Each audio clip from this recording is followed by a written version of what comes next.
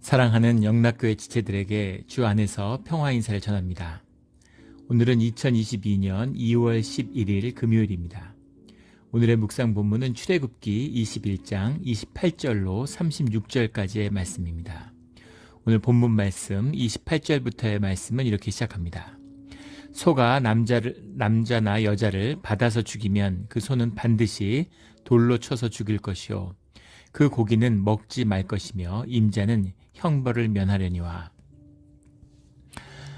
그런 책임에 대한 오늘 본문의 말씀이에요. 오늘 본문 말씀도 그냥 읽으면 말씀이 참 와닿기 힘들죠. 우리의 삶과 거리가 있는 것 같고, 왜 이런 말씀을 주실까 이런 마음이 듭니다. 우리의 삶의 자리가 이제 변했기 때문이죠. 제가 영국에 유학할 때 그 나이지리아에서 공부하러 온 그런 여자 목사님이 계셨어요. 나이지리아는 이제 굉장히 기독교가 부흥하고 있는 곳이죠. 근데 재밌는 것은 교회 지도자들이 대부분 여성이라는 겁니다. 굉장히 카리스마틱한, 하나님 안 만났으면 셔먼이 돼야 될 것 같은 그런 아주 그런 카리스마틱한 그런 여성 지도자들이었어요. 그분들이 이제 그런 말씀을 하세요. 그 구약의 말씀을 읽으면 너무 와닿는다는 거예요. 양 잡고 소 잡고, 왜냐하면 당신들이 양 잡고 소 잡고 양 키우고 소 키우니까 그 양을 잡아서 제사를 지내면 좋을 텐데 왜 이렇게 예배를 예전처럼 양을 잡으면 좋지 않느냐고 그렇게 얘기를 하시더라고요. 그러니까 그게 훨씬 더 가까이 와닿고 목축 생활 같은 걸 하니까 그런 거죠. 우리한테 예배 드리는데 양 잡는다는 건 상상이 안 되죠. 그래도 그럴 필요도 물론 없죠. 그래서 우리는 이제 예수님 앞에 공동체가 되었지만은 이런 것도 구약의 제사 이런 게 더 와닿는다 하는 그 말씀이 기억이 납니다. 이들의 삶인 거죠. 삶 가운데서 소의 이야기, 염소의 이야기, 양의 이야기 이런 게 이제 와닿는 거죠. 근데 그들의 작은 하나하나까지도 주님의 뜻 가운데 삶을 규율하고 있다는 것입니다. 우리가 어제도 나누었죠. 어린아이 때 엄마가 이야기하시잖아요. 누워서 밥 먹고 누우면 소 된다. 밥 먹고 꼭 이빨 닦아라. 뭐 이런 말씀. 밥 먹을 때 물 마시지 말아라. 뭐 이런 얘기를 쭉 하시잖아요. 그런 것처럼 하나하나 이런 그 삶의 그 규율들 같이 가족으로 살아가는 그런 훈련의 과정이다. 이렇게 받아들이면 되겠죠. 근데 그것보다 더 중요한 것은 단순한 현상의 삶을 유지하기 위한 규례가 아니라 그 속에 숨어있는 하나님의 깊은 뜻, 그것을 만나야 되는 것, 이것이 더 소중한 것이죠. 오늘 28절에 나오는 소가 남자나 여자를 받아서 죽이면, 소가 무슨 죄인가? 소에게 있어서는 들이받는 게 본능이잖아요. 그 소를 길들이고 그걸 가축으로 인간이 쓰는 거지, 자연에서의 소는 원래 들이받아요. 그 다큐멘터리 같으면 야생의 소들은 그냥 들판에서 자기들끼리 특별한 일이 없으면 숫속끼리 막 계속 뼈를 들이받습니다. 그런 성향이 있는데, 그렇게 해서 사람을 들이받아서 죽였다 하더라도 남자나 여자를, 딸이나 아들이나 이런 표현들이 나오는 이유는 남자 여자를 차별하지 말라는 거죠. 이 말씀이 나와 있는 이유는 남녀에 대한 뿌리 깊은 차별이라는 것이 들어있다는 겁니다. 우리 역사적인 인류학의 이야기를 보면 남녀의 차별은 이제 남성 위주의 문화, 원래는 뭐 신석기 시대나 이럴 때 보면 이 여성 우위가 오히려 강했다고 하죠. 왜냐하면 누가 아빠인지 누가 엄마인지 잘 모르던 시대에 다들 아빠가 누군지 모르지만 엄마가 누군지는 알잖아요. 분명하니까 엄마를 따르는 거죠. 그리고 또 이제 채직 경제라면 여성의 역할이 더 중요하기 때문에 원래는 여성 본위의 사회였다는 겁니다. 그걸 뒤집고 남성 본위의 사회를 만든 것이 농경 문화와 전쟁이라는 거죠. 전쟁 문화, 그러니까 그 팔레스타인이나 그 고대의 전쟁, 뭐 중세까지도 마찬가지죠. 전쟁이 있는 곳에는 항상 남성 우위가 나타나죠. 그 사자들 보면 알잖아요. 그 암사자들이 사냥 다 하고 암사자들이 모든 걸 다 해요. 숫사자들은 그냥 누워서 잠이나 자고 암사자들이 사냥해 놓으면 와가지고 시컷 먹기나 하고 그렇습니다. 그런데 숫사자가 있어야 되는 이유는 다른 숫사자들이 무리를 쳐들어오기 때문이죠. 그러면은 이제 새끼들을 다 물어 죽여요. 그렇기 때문에 그 무리를 지킬 수 있는 것이 숫사자입니다. 그래서 숫사자가 이제 밥값을 하는 거죠. 그것처럼 전쟁 문화에서 남성의 우위가 강해지는데, 전쟁의 시대, 절대적인 남성 우위의 시대, 남녀 차별이 너무 일반화된 시대예요. 근데 그래서는 안 된다라는 생명의 본질을 말씀하고 계시는 거죠. 그래서 남자나 여자를, 그래서 이걸 왜 그렇게 구분하나, 남자와 여자를 차별하나 뭐 이렇게 얘기하는 분도 있는데 그게 아니라 그 반대입니다. 그 시대에 그 차별을 뛰어넘는 말씀이죠.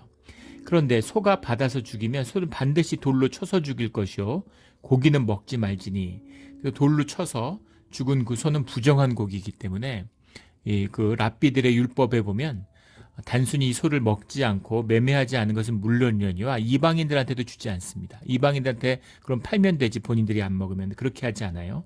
그렇게 하지 않는 것은 그것을 부정한 것으로, 사람의 피를 땅에 흘린 것으로 보기 때문인 거죠. 그래서 이제 그것을 돌로 쳐 죽이는 것입니다. 그럼 소는 무슨 죄인가? 자기 본능대로 행했는데. 그런데 두 가지 의미가 있어요. 하나는 소가 받는 것이 체질화되어 있지만 그 죽이는 것이 결코 본능의 연장은 아니라는 겁니다. 그 아프리카의 이런 다큐멘터리 거 보면 사자떼들이 사는데 그 마사이족의 그런 소년이, 양치기 소년이 이렇게 지팡이를 쥐고 지나가는데 사자가 피합니다. 호주 같은데, 오스트레일리아 같은데 큰 보호뱀 같은 게 있는데 그 거대한 뱀이 있느냐 없느냐 논란이 많았어요. 6m가 넘는 거대한 뱀인데 그 사슴 같은 걸 잡아먹을 수 있는, 멧돼지도 잡아먹을 수 있는 그런 뱀입니다. 그런데 그 뱀이 있느냐 없느냐 논란이 많았던 건 사람이 가까이 오면 뱀이 피해요. 이것이 생명의 질서입니다. 사람을 존중하고 사람을 공격하지 않게 돼 있어요. 그게 영의 질서가 바로 세워졌을 때의 얘기죠. 근데 그것이 무너지면 동물들이 사람을 공격하는 겁니다. 그걸 물론 무너뜨린 것은 사람이죠. 그것이 이제 인간의 죄성의 문제인 거죠. 그래서 이것을 단순히 그렇게 무슨 본성이니까 그럴 수도 있지 이렇게 보기는 어렵다는 것이죠. 또 하나는 그럼에도 불구하고 그 생명에 대한 대가는 생명으로 치러야 한다라고 하는 그 부분이 들어있는 거죠. 그래서 그 죽임에 대한 책임을 소에게 분명히 묻는 것입니다. 그런데 임자는 형벌을 면하려니와, 이것이 충동적이고 일시적인 것이었기 때문에, 돌발적인 것이었기 때문에 그 책임까지를 그 임자에게 묻지는 않는다라는 얘기입니다. 그런데 29절에는 소가 본래 받는 버릇이 있고 그 임자는 그로 말미암아 경고를 받았으되 단속하지 아니하여 남녀를 막론하고 받아 죽이면 그 소는 돌로 쳐 죽일 것이고 임자도 죽일 것이며, 소가 본래 받는 버릇이 있다. 좀 해석이 이상해요. 나가크라는 말인데 소가 그런 버릇이 있을 리가 없죠. 그런 버릇이 있었으면 소가 진작에 돌로 맞아 죽었거나 주인이 돌에 맞아 죽었거나 아니면 뭐 거덜이 났거나 그 벌금 때문에 그렇게 됐겠죠. 그래서 버릇은 아닐 것이고, 나가크라고 하는 건 뭐 영어로 하면 트러스트, 뭐 고어 이런 뜻입니다. 뭐 블러드 앤 고어 이러는 거, 고어 무비 이러죠. 그런 어떤 폭력성, 돌발성, 그런 것을 가진 소가 있다는 것이죠. 근데 그런 동물들이 있습니다. 개를 키워보신 분들은 알죠. 개가 사람을 무는 개들이 있어요. 그런데 그 유전자 가운데 그런 폭력성을 가지고 있는, 폭력성이 유발된, 물론 단일 유전자가 폭력성을 지배하는 것은 아니지만 폭력적인 성향이 유전적으로 있고, 그리고 그것이 이제 환경적인 이유에 의해서 열린, 그 이제 가능성이 열린 그런 동물들이 있는 것이죠. 그러면 그 수의사나, 기본적으로 동물들을 얼마나 사랑하는 사람이에요. 개 조련사나 이런 사람도 예전에 한국 프로에서 무슨 개를 조련하는 그런 프로예요. 그 개 조련사가 얼마나 개를 사랑하겠습니까? 본인도 집에서 개를 여러 마리 키우고 자기 자식들처럼 개를 아끼는 사람이죠. 근데 사람을 무는 개가 있어요. 그래서 그 개를 훈련하는데 그 조련사가 그 개를 계속 훈련시켜보고 뭐라고 결론을 내리냐면, 이 개는 사람하고 살 수 없고 격리돼야 된다, 이렇게 결론을 내리죠. 그 주인한테도 굉장히 비정하게 들리는 것 같은데 주인에게도 개는 키울 수 없는 개다 이렇게 얘기를 해주더라고요. 그래서 그런 개가 있어요. 그런 개가 있는 것처럼 그런 소도 있는 것이죠. 그래, 그런 소가, 그런 키워서는 안 되는 소, 문제가 있는 소라는 걸 알았는데 근데 그것을 제대로 단속하지 않았을 경우에는 그 생명의 책임을 주인도 져야 된다, 이런 겁니다. 소가 사람을 죽였는데 주인이 죽어야 된다고? 개가 사람을 물어 죽였는데, 요즘도 지금 현대 사회도 되게 시끄럽잖아요. 걔가 아이를 물어갖고 아이가 중태에 빠졌는데 그 처벌의 범위가 뭐냐? 뭐 재판 이런 게 치열합니다. 근데 이제 유대의 율법은 분명한 것이에요. 예, 사람이 죽으면 그 주인도 죽어야 된다는 겁니다. 그런 폭력성이 있는 것이라는 걸 알았음에도 불구하고 오늘 이 말이 굉장히 중요한데 36절에도 같은 말이 나오죠. 소가 원래 받는 버릇이 있는 줄을 알고도 알고도 있는데도 여기서 하나 알 수 있는 것은 그 성향, 마음의 진실 이것입니다. 그 진실이 중요한 것이죠. 모르고 한 것에 대해서는 책임을 묻지 않지만 알고도 한 것에 대해서는 책임을 피할 수 없다라는 거죠. 주님이 분명히 말씀하시는 거예요. 그래서 우리가 죄를 계속 짓죠. 우리가 삶이 우리 환경이 현상 가운데 살고 거짓 가운데 살아가는데 끊임없이 우리가 죄를 지어요. 그러나 우리가 알지 못하고 짓는 죄와 알고도 짓는 죄는 전혀 다른 것이라는 것입니다. 우리가 빨대를 애용했는데 플라스틱 빨대 때문에 그것이 무슨 물개나 바다사자 같은 콧구멍에 박혀서 거북이 콧구멍에 박혀서 그 생명을 죽일 거라고 알고 쓰는 사람이 어디 있겠습니까? 근데 그걸 알았는데 아무 상관없어. 물개가 죽든 바다사자가 죽든 무슨 상관이야. 내가 편리한 게 좋지. 이거는 전혀 다른 차원의 얘기라는 거죠. 죄를 묻지 않는 것과 생명의 대가를 치르는 것, 이런 정도의 차이가 있다는 겁니다. 이게 우리의 삶의 진실의 문제예요. 알았느냐 몰랐느냐, 의도를 했느냐 하지 않았느냐라는 것이죠. 우리 가운데 무의식적인 충동이 있습니다. 우리도 소처럼 동물성이 있어요. 타락한 육성이 있습니다. 그래서 죄에 대한 본능, 죄를 좋아하는 마음이 있고 죄에 대한 유혹이 있어요. 나쁜 짓을 하고 그것을 좋아하는 마음이 우리 안에 있습니다. 그런데 그것을 다스릴 수 있는 의식을 우리에게 주셨죠. 그리고 우리의 영 가운데 성령의 음성을 들을 수 있는, 그것을 열고 들으라는 우리의 마음 속에서 주님을 만날 수 있는 심령을 허락해 주셨습니다. 그래서 우리가 의식적으로 그것을 다스릴 수 있어야 되는 거죠. 주님이 우리에게 죄성을 없애라고 하지 않으세요. 없어지지 않습니다. 그걸 어떻게 없애요? 죄의 충동을 없애라고 하지 않으세요. 충동은 그냥 오는 겁니다. 그러나 그것을 다스리고 그것을 우리의 삶에서 끊을 수 있는 능력이 주 안에서 우리에게 있다는 겁니다. 그래서 끊어야 돼요. 다 신앙생활하면서 경험해 보셨을 겁니다. 죄는 우리가 원해서 짓는 거예요. 자고죄죠. 내가 원하지 않는데, 짓고 싶지 않은데, 끊어야지 하는 마음이 있는데, 그런데 내가 거기에 저항할 수 없어서 죄를 짓는 그런 건 거짓말입니다. 그런 죄는 없어요. 주님의 이름으로 끊으면 다 끊어지고 할 수 있습니다. 근데 하지 않는 마음, 달콤한 죄를 은닉하고 빠지는 마음이 있는데 그 진실에 대한 책임을 주님이 물으신다는 뜻이 들어있는 것이죠. 30절에 만일 그에게 속죄금을 부과하면 무릇 그 명령한 것을 생명의 대가로 낼 것이요.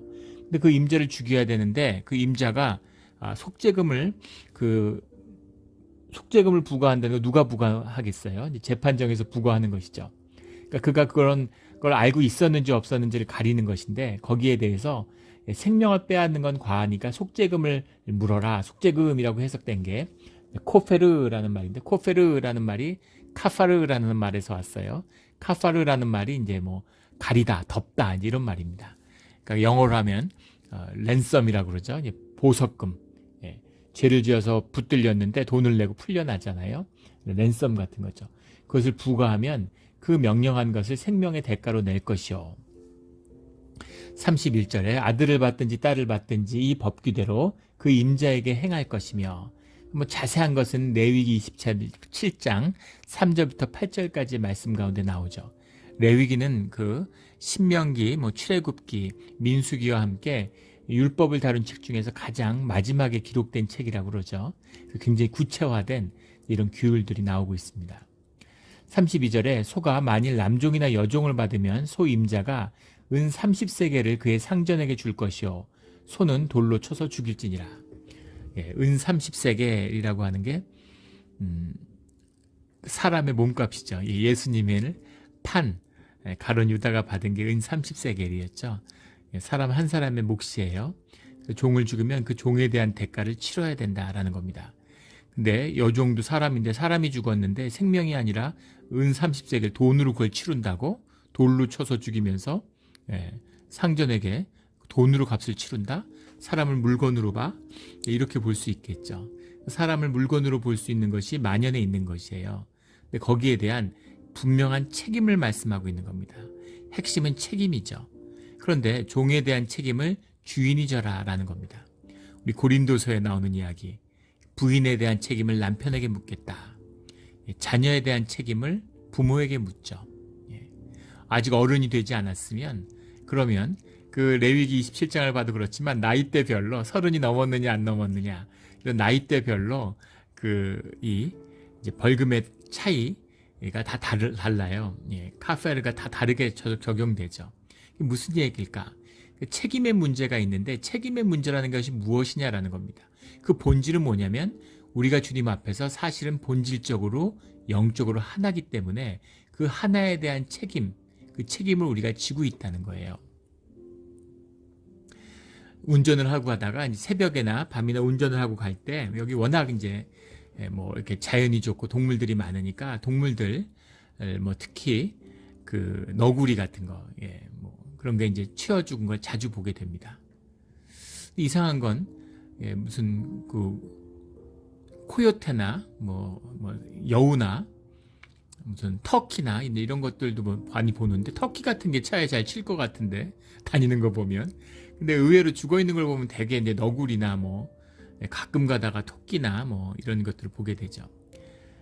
근데 너구리가 이렇게 사슴도 이제 자주 치고, 근데 그 너구리를 보면 너구리나 이제 사슴이 빛에 반응하기 때문이다 뭐 이렇게 얘기를 하는데, 차를 보면 빛을 보고 순간적으로 이제 달려든다는 거죠. 본능적인 게 있죠.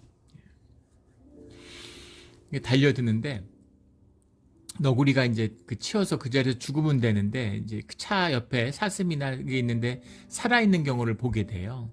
그럼 마음이 처참하죠. 그거 보면 정말 마음이 처참합니다. 기도하죠. 주님, 자비를 베풀어 달라고, 불쌍한 생명을 하나님 거두어 달라고 이렇게 기도합니다. 근데 마음에 굉장히 마음이 안 좋아요. 우리가 모두 생명에 대한 이런 유대감, 일체감을 느끼는 거죠. 근데 그런 걸 보면서 통쾌하거나 재미있어하는 사람은 없어요. 그런데 이 인간이 그것을 그 생명의 일체감과 유대감을 받아들이고 그 책임감 가운데 살아가지 못하는 거죠. 그래서 그것을 거기서 자유롭기 위해서, 거기서 벗어나기 위해서 자기를 넘을시키는 거죠. 넘리습니다. 그래서 고통을 못 느끼는 거예요. 고통을 차단하는 겁니다. 고통이 힘드니까. 그 고통 가운데 진실이 있고 고난 가운데 주님의 인도하심이 있는데 그걸 다 끊어버리고 안일함 속에 빠져드는 거죠. 마귀의 인도하심이고, 현상세계가 내 삶의 실제가 되면 결국은 그게 넘이잖아요. 본질을 외면하는, 생명을 외면하는 그 삶으로 갈 수밖에 없는 것이죠. 그 정도가 심해지는 것이에요. 예전에 해외에서 선교사로 활동하고 계시는 한 선교사님을 만났는데 그분이 그런 간증을 하세요. 그분이 이제 한국의 유명한 변호사였는데 판사를 하다가 이제 로펌에 나가서 로펌 대표를 하셨던 분이죠. 한국 사회에서, 한국의 엘리트 교육 시스템에서 항상 정점에 있었던, 성공만을 달리던 분입니다.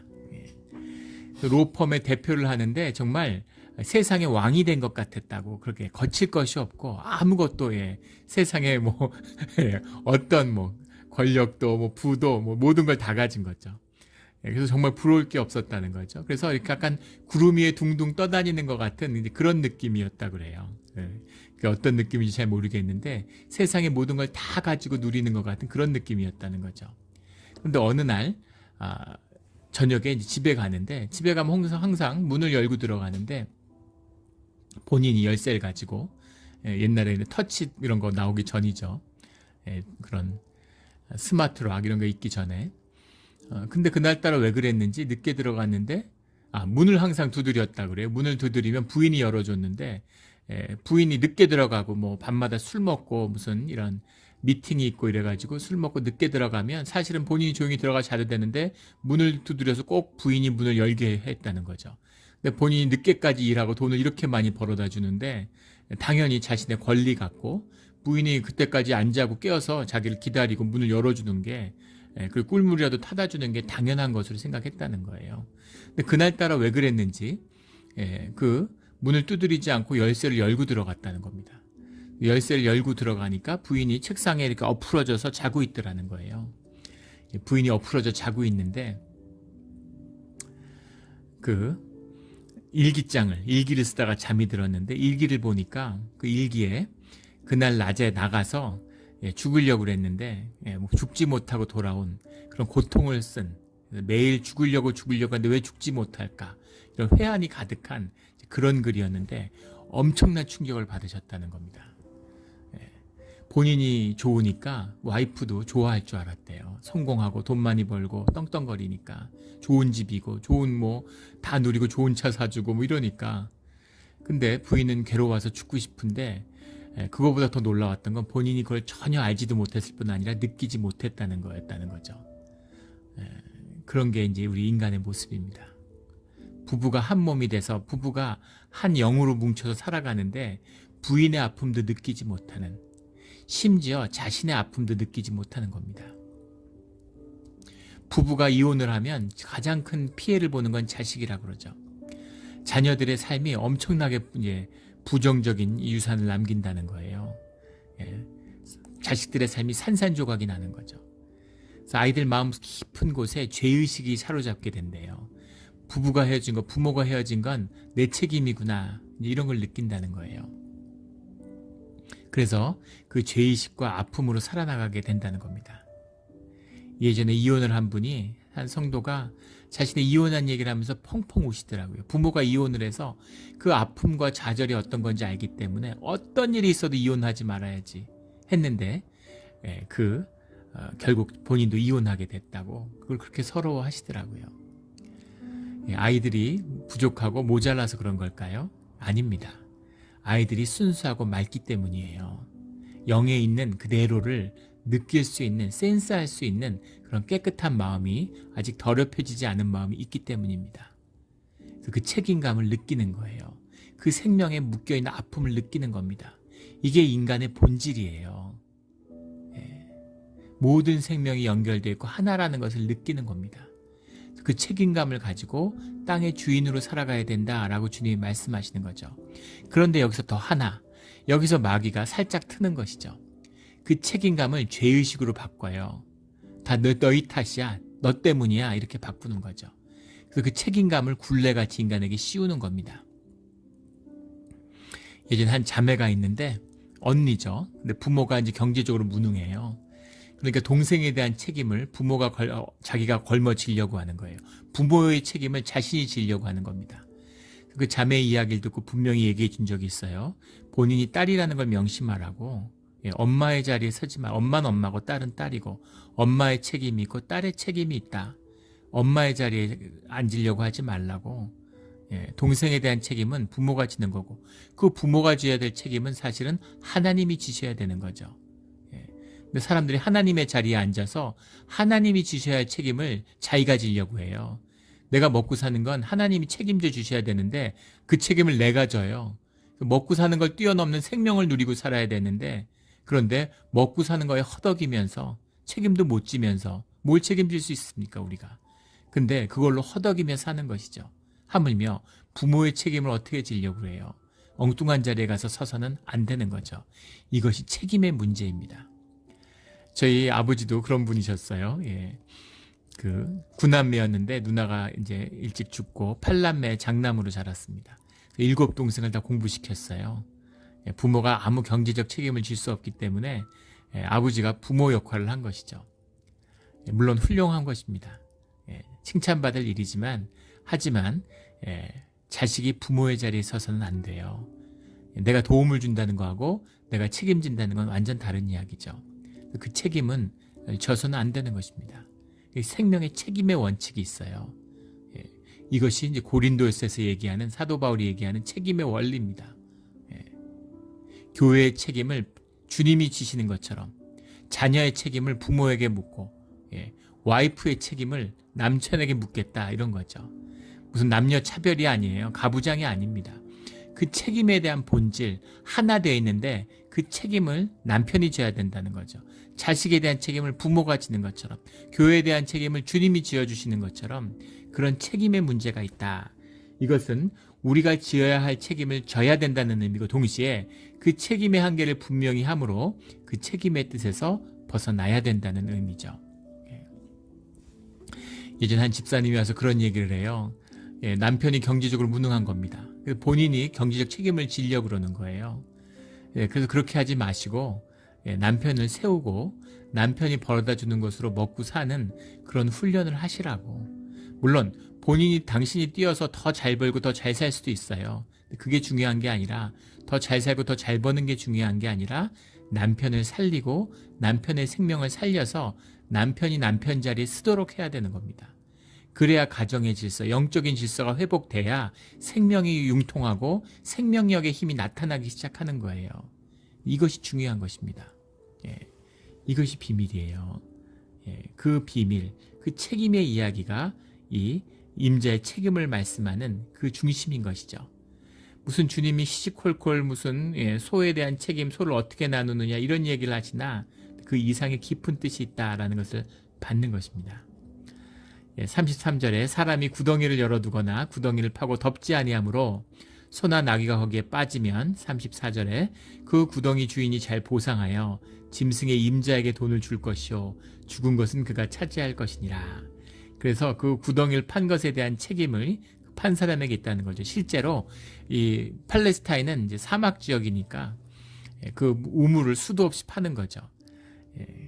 사막지다라고 해서 농사가 안 될 거라고 생각하면 큰 착각이죠. 이 중국에서 그 땅콩이나 포도주가 엄청나게 많이 납니다. 포도가 굉장히 많아요. 중국에. 포도가 어디서 날까? 위구르에서 납니다. 위구르가 완전히 가면 사막인데 어떻게 위구르에서 그렇게 맛있는 포도가 햇볕이 강렬하니까 포도가 잘 익는 거죠. 물은 어디서 왔을까? 그 천산산방에 있는 물이 흘러서 녹아내리는데 지하수로 흐르는 거죠. 근데 거기 우물을 수도 없이 판 거예요. 중국 사람들이. 중국 사람이 아니죠. 예전엔. 그 위구르의 사람들이. 그 우물을 역사적으로 수도 없이 파서 그 밑으로 이제 차가운 물이 흐르는데 그 물을 끌어올려가지고 농사를 진 거죠. 그래서 엄청난 농산물들이 쏟아져 나옵니다. 그것처럼 이 팔레스타인 지역도 우물을 파서 지하수를 이용하는 데 능해서 사람들이 수없이 구덩이를 파는 거예요. 구덩이를 파면 잘 덮어놔야 되는 거죠. 그리고 그 책임을 우물을 판 사람, 그 우물의 소유자가 져야 된다라는 얘기입니다. 땅에 대한 책임이죠. 그 창세기 29장에 보면 예수님이 안식일에 대한 말씀을 하실 때 구덩이에 빠진 양의 이야기를 하죠. 구덩이에 빠지는 일들이 흔히 있었다는 것을 우리가 알 수 있죠. 아주 일반화된 삶의 이야기입니다. 거기에 분명한 질서를, 원칙을, 책임을 말씀하고 계시는 거죠. 삶의 책임과 원칙입니다. 35절에 이 사람의 소가 저 사람의 소를 받아 죽이면 살아있는 소를 팔아 그 값을 반으로 나누고 또한 죽은 것도 반으로 나누려니와. 그 생명의 책임을 공유하고 함께 지라는 거죠. 뭐 네가 죽였니 내가 죽였니 네 책임이 내 책임이 아니라 공동의 책임으로 함께 나누라는 겁니다. 그러나 36절에 그 소가 본래 받는 버릇이 있는 줄을 우리가 29절에 나오는 그 버릇이죠. 나가크. 그런 트러스트, 고어 같은 그런 성향이 있는 소였는 걸 알고도 임자가 단속하지 않았다면 그 소를 소로 갚을 것이요 죽은 것은 그가 차지할 것이니라. 그래서 책임의 원리를 분명히 하고 있습니다. 우리가 모두 그 책임 속에 있어요. 그리고 그 모든 책임의, 그 모든 질서의 중심에는 주님이 있습니다. 그래서 그 책임과 그 질서를 바로 세우는 길은 주님과의 관계를 바로 세우는 것이죠. 주님과 나와의 관계가 바로 서면 주변의 모든 관계가 바로 서 있어요.